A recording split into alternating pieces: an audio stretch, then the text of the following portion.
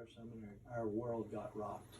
We had a missions conference, and we're sitting there. The preacher for 3 days is going from Genesis to Revelation, showing this is central message of the Bible, redemption for all the people groups of the world. And at the end of that 3 days, after marching through the whole Bible, we looked at each other, said, how do we miss this? And also, what are we going to do about it? I grew up in a ministry family, seeing my parents serving folks, but we had missed the peoples that the Bible talks about, every tongue, every tribe, all the nations of the world. Well, we met Tom and Diana at seminary and could tell they were deeply moved also about reaching the world for Christ. On the first date, I told Diana that I wanted to be a missionary, and she thought, well, that's really sweet. And so we ended up getting married the weekend after we graduated from college, went to seminary, and it was in seminary that we began praying with a group of folks about becoming missionaries. And part of that group included Dan and Carol Iverson. And somehow this prayer group got formed, the Pattons and us and 2 other couples, praying together, Lord, what should we do? Where should we go? Diana and I met with some folks from Mission of the World. Mission of the World was begun in 1973. Actually, my father was the first coordinator and founder of Mission to the World. A lot of the focus over the years was with church planters. And these church planters tended to be in some of the major cities of the world. I became coordinator of recruiting, basically the director of personnel. That's what I began in 1982. And a guy by the name of Jay Cobb, Jay said there are 5 areas in the world that we're looking at in the next 5 years. He said Taipei, Taiwan, Tokyo, Paris, Mexico City, and Caracas, Venezuela. And so Diana and I just took that list and started praying through it. Diana's best friend growing up was a Japanese girl, and we thought, well, if we took that list, if we had to choose any place in particular, Japan would be of more interest. We had a letter that came from the Presbyterian Church in Japan, and some of their leadership, I think about 3 leaders, sent a letter by way of Bruce Young. And Bruce and Susan Young were with Mission to the World for many years in Japan. And so they asked if we could send more missionaries. And that's where I got involved. I was aware of the fact that there were very few missionaries and there were very few Christians in that country. So when the opportunity came to begin to recruit a team to actually go to Tokyo, I was all in. So I had found that with seminary students, they're asking a basic question: God, what would you have us to do with our lives? And so I went on to Reformed Theological Seminary in Jackson. And between Bruce and Jay, we heard about these 3 pastors in Chiba, and a letter was brought from them to inviting a team to come and work together with them to start a cluster of churches, a presbytery. In terms of the PCJ, Presbyterian Church in Japan, Bruce Young's dad, Dr. John M.L. Young, he went and planted church. There was a group of missionaries that went in the 50s, and they planted a few churches. But what they did that was most strategic was they planted a seminary. And Pastor Otake, Pastor Kajikawa, and Pastor Itakura all were graduates of that seminary that moved to this east side of Tokyo to plant those churches. And it was those 3 pastors that heard that MTW believed in starting presbyteries, a cluster of churches, and they said, oh, let's have a team come and work with us to do that in Chiba. There's so few pastors in Japan. There's so few Christians. These 3 pastors were 3 churches with 55 worshipers in a suburb the size of, about 5 million people in eastern Tokyo. So it's pretty amazing, the opportunity and the need. there was one church for every 17,000 people. The laborers are few. America, where I preached yesterday, Westminster, and I did the math, said there were 66 churches in Westminster, Maryland, and 20,000 people. That's one church for every 333 people. Okay, let's pause for a second here. So in America, there's one church for about every 300 people, and in Japan, there's one church for every 17,000 people. Why aren't there more churches in Japan? Well, according to Dr. John Main, who is an expert on church multiplication in Japan, Japan is still relatively unreached by the gospel. Only 0.5% of Japan's population is Christian, and that makes the Japanese the second largest unreached people group in the world. Really? I always thought of unreached people groups being like tribes of the jungle or something. And Japan seems so modern and all. I mean, they hosting the Olympics. Yeah, Japan definitely has a lot to offer the world, but aspects of their culture make it really difficult for Christians and missionaries. In fact, Japan is known as the graveyard for missionaries. That sounds pretty grim.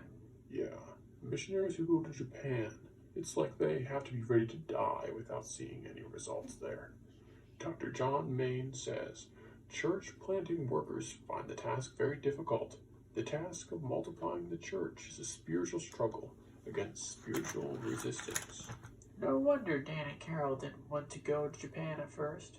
When I would see Jay coming, I would run away because I did not want to go to Japan.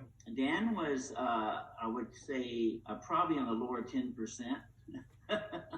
interested in being a missionary.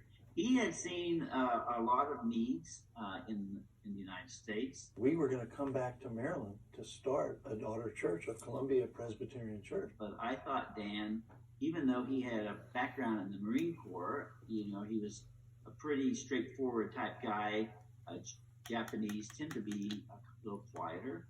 I just felt that he was a guy that God might be calling. There weren't a lot of people that were necessarily interested in going to Japan. It was intimidating. And it was really scary. And we were still, our heels were dug in. Oh Lord, no, please, not us. Both of us needed to come to the place of saying, we're willing to go, Lord, if you'll have us go. And it took a while for both of us. But Jay was persistent. I would come back to the seminary about every 6 months, and we would again talk. And I remember I would ask him each time, Dan, what do you think the odds are? And he said, well, I've been really praying about this. We've been really praying. We don't know, but it's maybe 30%. Could we pray for Japan? Oh yeah, we can pray for Japan. That didn't sound dangerous to me.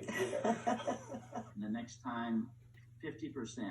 The next time, I think maybe 80%. We had our plan, but God used that. 3 Japanese Christians wanted us to come work with them. And we said yes. When you have a person that's supposed to be a team leader, which we designate him as to lead a team, then you've got to get team members. I can't imagine not going with the team. I can't imagine being For there sure. by ourselves. Our team became the model of what a church was going to look like. We really need a lot of church planters in Japan. Missionaries, not just national.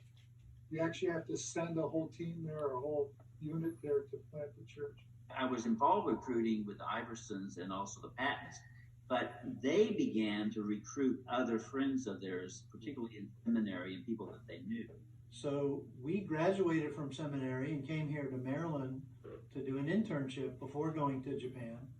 And the Pattons stayed at seminary, and that next year, the Reeds and the Jacksons joined that prayer group. And they began praying, talking about going to Japan with the Pattons and the Iversons. Bill owned a gymnastics school up in Alaska when we first got married. And through the recommendation of a pastor up there, Reverend Tweed, we wound up at Jackson, Mississippi, at Reformed Theological Seminary. We had a close relationship with the Pattons, and Tom and Dan were closer to one another. And we kind of got grafted in that way. We began to have a little bit of a relationship with Dan Iverson, who was trying to recruit and form a team to go to Japan.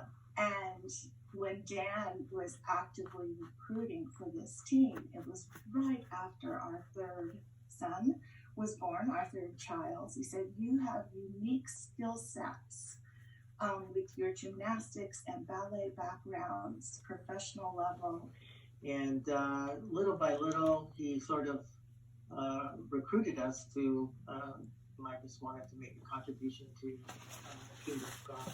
That our heart was really already leaning towards being in that kind of work, and we just started walking through those doors. And then the Reeds kind of followed in. I was at Reformed Seminary in Jackson, Mississippi. I really wanted to make a commitment to pursue missions. And Tom Patton was in the seminary with me. He had already joined the team with Dan. I started talking to them, and I just knew that one thing I really wanted to do, student ministry. Those guys were going to start churches, and I said I wanted to start a church planting factory. And that's what student ministry would be. Instead of starting one church, I'd start 10 churches by doing campus ministry. That was my goal. That was probably in 1986 or so that I decided to join the team, and then we moved forward. My wife Melly and my daughter Hope and son Lyle. We were doing an internship at Columbia Presbyterian Church, and Reed Colburn was in the evangelism training group that I was the leader for. And we got close, trained her in evangelism, got to know Craig, and long story short, they said one day, "We want to pray about going to Japan." So we began to sense God calling us to missions as college students, but we really didn't have any idea where it was we would go. And little by little, through various different influences, God began to draw us toward Japan. We met OPC missionaries, and then eventually we met the Iversons, and our interest in Japan was cultivated through that. I was actually just graduated from college and was in the evangelism training group with Dan Iverson, and just started to hear about Japan from him, and he invited us to consider joining his team. The thing that was really decisive, I think, for us was that then we did go in the summer of 1987 for 2 months in Japan, and just seeing the need there and seeing how few people there were to meet the need, and seeing that who God had made us seemed to fit in that context, we, through that experience, decided that we wanted to go back.